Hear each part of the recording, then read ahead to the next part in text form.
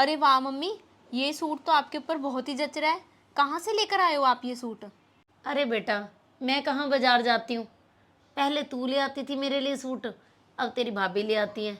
और तेरी भाभी बोल रही थी जब अंजलि अब 2-3 दिनों के लिए रहने आएगी ना, तो मैं अंजलि को भी सूट लेके दूंगी अच्छा सा। तेरी भाभी बड़ी अच्छी है, आते उसने देख सारा घर संभाल लिया है और मेरा भी बड़ा ख्याल रखती है। सारा दिन मम्मी मम्मी करती मेरे आगे पीछे घूमती रहती है। रहने दो मम्मी, आपको तो ना सारे ही अच्छे लगते हैं। ये तो भाभी के ना नई नई आई के शुरू शुरू के चोचले हैं। आपके हाथ पैर चल रहे हैं अभी तो भाभी के बराबर सारा काम करवा देते हो। तभी भाभी को आप अच्छे लगते हो, तभी भाभी मम्मी मम्मी करते घूमते हैं। पता तो भाभी को तब चलेगा जब आपकी कोई सेवा करनी पड़ेगी। अरे भगवान ना करे ऐसा हो कि मुझे कोई सेवा की जरूरत पड़े। हाथ पैर तो चलते ही अच्छे हैं। अरे मम्मी, आप तो गुस्सा ही कर गए मेरी बात का। मैं तो आपको ये कह रही हूँ कि लाड लाड में ना भाभी को अपनी चाबियां मत पकड़ा देना। फिर बाद में ना भाभी आप ही को आंखें दिखाएगी। मैंने तो जो बोलना था बोल दिया। चलो अब मैं चलती हूँ मम्मी फिर। ठीक है। अरे कैसे समझाऊं मैं अंजलि को कि माँ के जाने के बाद तो भाभीयों से ही मायका होता है। कुछ तो ना मुझे करना ही पड़ेगा। अंजलि, तेरी भाभी तो ना अब मेरा कोई कहना नहीं मानती, कोई भी काम नहीं करती मेरा। और तो और मेरे कपड़े भी अलग निकाल के रख देती है, मैं खुद ही धोती हूँ अपने कपड़े भी। अच्छा मम्मी। अरे मम्मी, मैं आपको कहती थी ना कि भाभी ना सिर्फ अच्छा होने का दिखावा करती हैं। और मम्मी, आप भैया से क्यों नहीं बात करते? भैया को बोलो ना कि भाभी को समझाएं। आप हमारी माँ हो, घर की बड़ी हो, तो आपकी सेवा करना, आपका ध्यान रखना उनका फर्ज बनता है। मम्मी, आप कहो तो मैं भाभी से बात करूं, भाभी को समझाऊं। अरे नहीं नहीं अंजलि, तू कैसे अपनी भाभी के साथ कोई बात कर सकती है?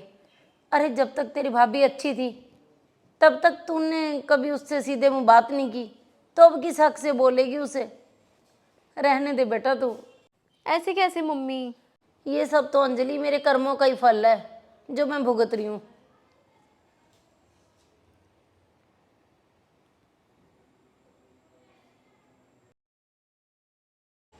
आज तो ना मैं भाभी से बात करके रहूंगी कि उन्होंने मम्मी को क्यों परेशान कर रखा है।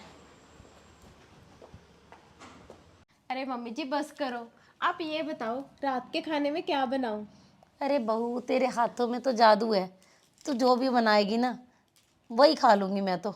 मम्मी, मुझे ना अपनी मम्मी के आलू के परांठे की ना बहुत याद आ रही है। आज आप बना के खिलाओ ना मुझे। हाँ हाँ बेटा, मैं खिला देती हूँ। मम्मी। दीदी, नमस्ते दीदी। नमस्ते भाभी। मम्मी मैं पानी लेकर आई। मम्मी, ये क्या बात है मम्मी?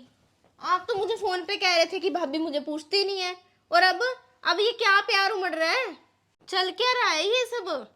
अरे तुझे तो अंजलि खुश होना चाहिए कि अब तेरी भाभी और मम्मी की बननी बंद हो गई है।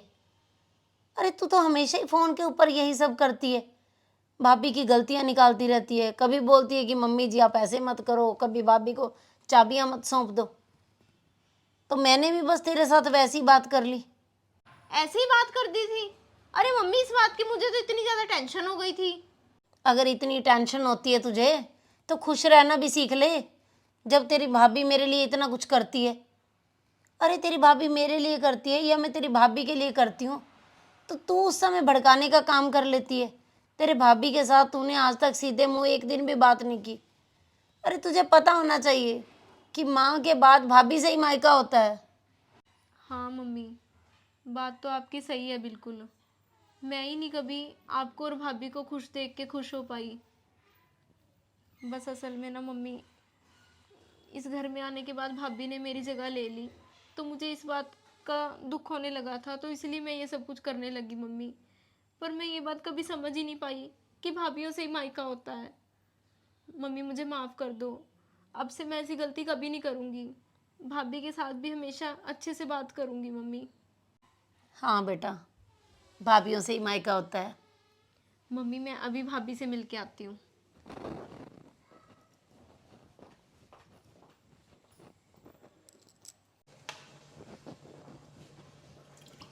भाभी, मुझे माफ़ कर दो।